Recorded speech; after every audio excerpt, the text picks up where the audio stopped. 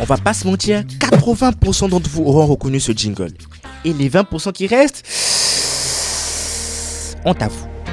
Bon, je vais faire défiler plusieurs images de vieux jeux histoire de bien vous remettre dans la nostalgie. Du coup, depuis les années 2010, les smartphones ont fait leur entrée comme les titres à Shiganshina. Et les jeux vidéo ont bien vu l'opportunité énorme que sont les téléphones mobiles. Et puis les jeux mobiles, ça date pas d'hier. Pour la faire courte, le premier jeu tombé dans nos petites mains baladeuses est Tetris sur HNUC MT2000 en 1994. Alors là, 99% des viewers, moi y compris, avons quitté le chat. Ne faites pas les connaisseurs. Personne ne savait ça avant la vidéo. Et en plus, qui a plus de 30 ans ici? Avant de continuer vers les choses plus sérieuses, qui peut devenir le nombre de joueurs du jeu du serpent sorti sur Nokia en 1997?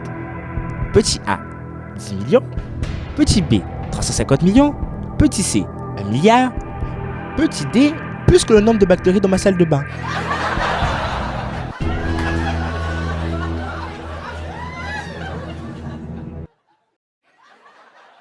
Utilisateurs d'Apple, oh yeah, réveillez-vous, votre heure est là.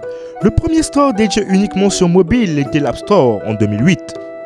Chers androïstes, ne soyez pas frustrés, mais l'Android Market sorti plus tard était pauvre en applications, laissant Apple maître du marché. 2010, soit 2 ans plus tard, Microsoft va faire l'un des moves les plus idiots de son histoire. Mettre en place le Windows Phone. Vous vous souvenez de votre oncle qui criait à tout va que le Windows Phone était le téléphone du futur? Il est où maintenant avec son téléphone de la mort, sans jeu, sans rien? En 2018, le jeu mobile va connaître son plus haut pic de popularité avant la pandémie, se manifestant avec un 13,5 millions d'heures de visionnage sur les directs d'e-sport, ce qui est plutôt pas mal. Mais pendant la pandémie de Covid, le chiffre est passé à 98,5 millions, soit plus de 600%. La maladie, je vous le jure, ça a déchaîné les joueurs. En parlant de gros chiffres, les jeux mobiles généraient 90,7 milliards de dollars en 2021, pendant que les jeux PC et consoles souffraient de baisse de 2,8 et 8,9 respectivement. C'est dur à y croire, mais les jeux sur mobile représentent un plus haut pourcentage que les jeux PC et consoles. Après ça peut se comprendre, les jeux mobiles sont bien plus nombreux que sur PC ou console, et un bon téléphone reviendra toujours moins cher qu'un PC ou une console. Dites-vous que dans le monde, on recense environ 4 milliards de smartphones et 55% des joueurs mobiles se trouvent en Asie. Évidemment en Chine, je vous laisse imaginer les chiffres. Alors, c'est quoi cette vague d'engouement derrière les jeux mobiles? Quelqu'un peut expliquer? C'est là qu'entre Professeur Revolt. Les concepteurs de jeux vidéo font appel à des experts en psychologie et neurologie pour rendre les joueurs addicts. Parmi les nombreux procédés qu'utilisent ces experts, nous allons en tirer 4. Premier procédé, la soif de récompense. Les récompenses valorisent et motivent les joueurs. Des sons comme ceux qu'on retrouve dans des casinos, des flashs par-ci, par-là, c'est beau, waouh! Ça, c'est qu'au début du jeu. Plus on avance, plus la difficulté augmente, poussant les joueurs à passer plus de temps sur le jeu.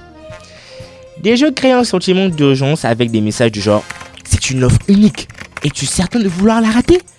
Ou encore « Je ne pourrai plus jamais l'obtenir plus tard ». Deuxième procédé, l'habitude quotidienne. Plusieurs jeux font s'attacher les joueurs en proposant des récompenses quotidiennes, soit juste en se connectant ou en accomplissant une tâche. D'autres applications telles que Duolingo, qui n'est pas un jeu à proprement dit, mais qui en est un quand même, créent un système de streak ou de série qui pousse les joueurs à revenir tous les jours sous peine de voir sa série disparaître. C'est pareil avec les Snap Flammes sur Snapchat.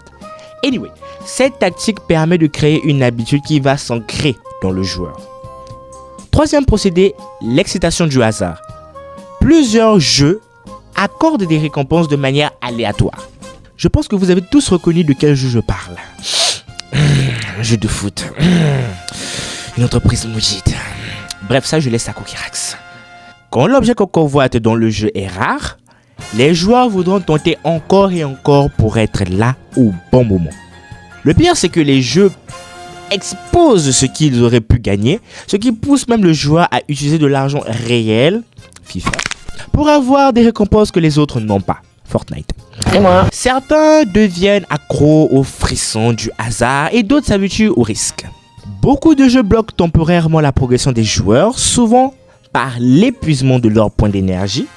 Du coup, pour continuer, ils doivent soit être payés ou visionner des pubs. Et ça crée un gros problème.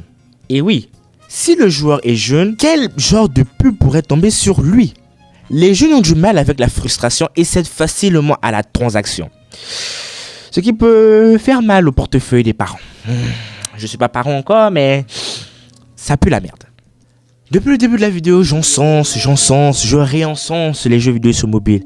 À quand la partie où je dis que les jeux mobiles sont morts? Bah maintenant. Vous avez tous écouté, selon plusieurs études, que le jeu vidéo rend agressif, isole, rend méchant. Et quoi de plus? Sur mobile, le téléphone portable restreint la créativité, isole. Donc quand on mélange les deux, ça devient grave. Mais il y a un élément qui efface tout ça. Ça s'appelle le rétro gaming. Eh oui! Est-ce que vous savez que le rétro gaming engendre l'inverse des effets du téléphone mobile? Je suis sûr que vous connaissez tous le slogan du rétro gaming, faire du neuf avec du vieux. Le rétro gaming rassemble les rétro gamers, si on peut dire, des événements du genre Replay Festival près de Cannes quand même, ou encore dans le Pixel Museum. Le musée retraçant l'histoire du JV à travers l'exposition de consoles et de jeux collector. Et surtout, voici mon seul argument pour dire que les jeux vidéo vont mourir. Parce que cette industrie est loin d'être terminée. Oh que non. Il y a tellement de choses à découvrir encore. Dites-vous qu'il y a déjà un jeu sur mobile qui vaut 60 €. Oui, 60 boules pour un jeu mobile. Ne vous en faites pas, c'est pas un jeu de mauvaise facture, du genre... vous voyez les jeux vidéo qu'on voit sur TikTok là? Non. Un vrai jeu AAA. Roulement de tambour encore. Resident Evil 4. Et oui, je sais pas si vous êtes déjà au courant, mais Resident Evil 4 est déjà sorti sur iOS. Pas encore sur Android. Bon, c'est pas grave, les téléphones Android sont pas assez puissants. Il y a que Samsung qui sort du lot. Du coup, arrêtons de marginaliser les joueurs mobiles. C'est peut-être une plateforme bien meilleure que les PC ou les consoles. Mensonge. Mais tellement les gens commencent à s'investir dans cette technologie, on a même des téléphones gaming. Et oui, il y a plein de téléphones gaming qui traînent sur le net. Et pour se procurer ça, il faudra raquer un peu la peau des fesses. Ça va avoir dans les 1000-1500 boules pour un téléphone. Ça montre à quel point l'e-sport sur mobile, ça devient quelque chose de chaud. Dites-vous que même Michael Jordan et Drake soutiennent le jeu vidéo sur mobile. Et pas que. Nous avons des équipes de football ayant des franchises e-sport mobile. Le Paris Saint-Germain, oui, le PSG, Schalke 04, bon, cette équipe, on peut quand même faire un coup de balai, ou NBA, des équipes NBA telles que les Golden State Warriors ou les Miami Heat. Du coup, arrêtez de dire que les jeux vidéo sur mobile sont nuls. C'était Revol, bisous.